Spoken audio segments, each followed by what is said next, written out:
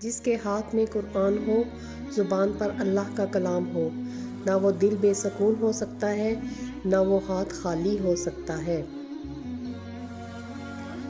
میری لاکھ برائیوں کو جانتے ہوئے بھی مجھ سے بے انتہا محبت کرنے والا صرف میرا اللہ ہے۔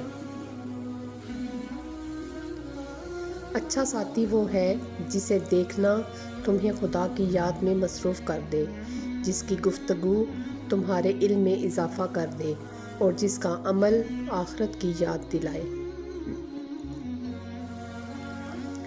میں گناہ ایسے کرتا ہوں جیسے وہ دیکھ نہیں رہا، وہ معاف ایسے کرتا ہے جیسے اس نے دیکھا ہی نہیں۔